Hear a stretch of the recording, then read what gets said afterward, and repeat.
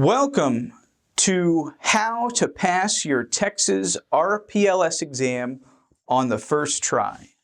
I can tell you that I've taken the RPLS exam myself. I passed it on the first try, and I want to tell you, I want to let you into my mind a little bit and tell you all the things I did to pass this exam.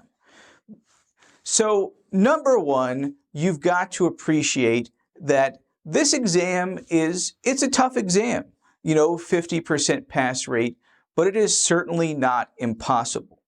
It is completely focused on boundary surveying, which I'm fascinated with, so I was happy.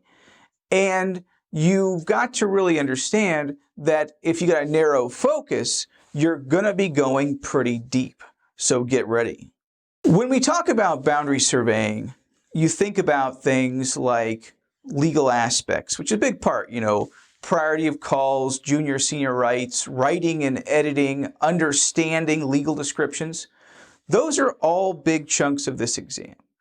But it's not just about the legal aspects.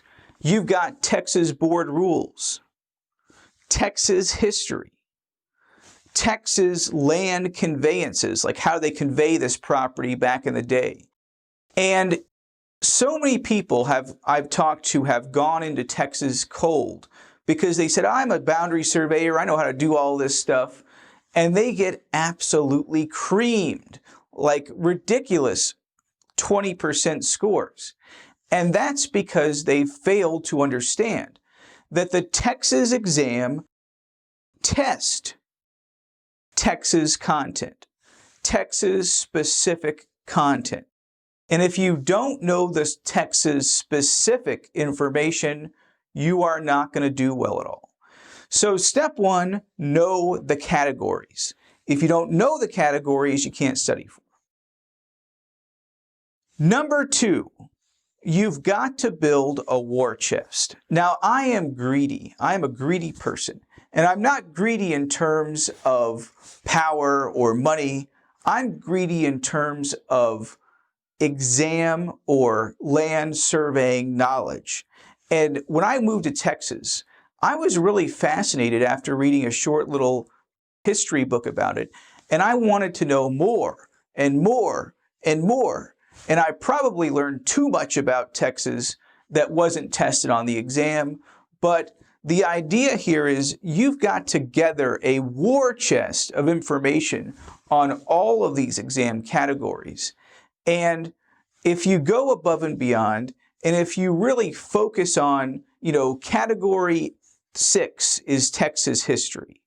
Well, learn about the colonial times, the conquistadors, the first French invasion by the LaSalle, and all these things, then you are gaining knowledge that's going to build up to help you on the exam. Now, I took a day off and I went to the Texas History Museum, the State History Museum. It was awesome. Now, I probably only answered like 1 or 2 questions on the entire exam from that history trip, but it was so worth it because I got to learn about what I was interested in and the exam content. So you've really got to build up this war chest of books, papers, lectures, all this stuff in each category.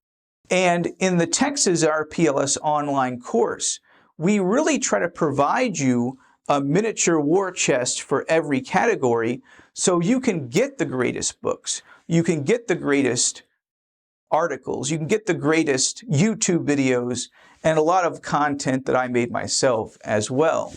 So really work hard in step 2 to build up your war chest, get the information you need. Now, step 3 is probably the toughest. You got a wife, you got kids, you're busy, you got a schedule, trying to make a lot of hours at work. Well, this is the time to set the study schedule. If you can only study 3 days a week, 2 hours per day, that's okay.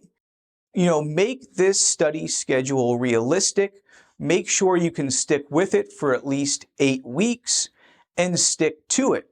Because you've got this giant war chest, but you have to really internalize the information because the Texas exam is, of course, closed book.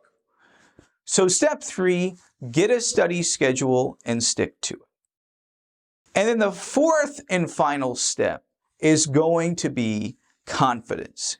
If you've studied everything you could, if you've worked hard, if you've gotten a pretty decent score on the final exam, then you know you're ready.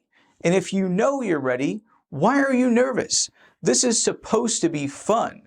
I bet you're going to learn things on this exam that you didn't already know. So instead of being worried and nervous, why not be happy and excited? Now, a little bit of nervousness is totally normal because you want to do well and this is a big exam.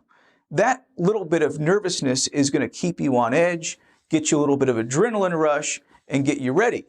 But too much, nerves, too many nerves is going to drive you crazy and it's going to lower your score. So if you've gotten your war chest, if you've studied, then why not just walk into the exam and feel confident? Have fun, enjoy it. Otherwise, it's just not going to be miserable for you.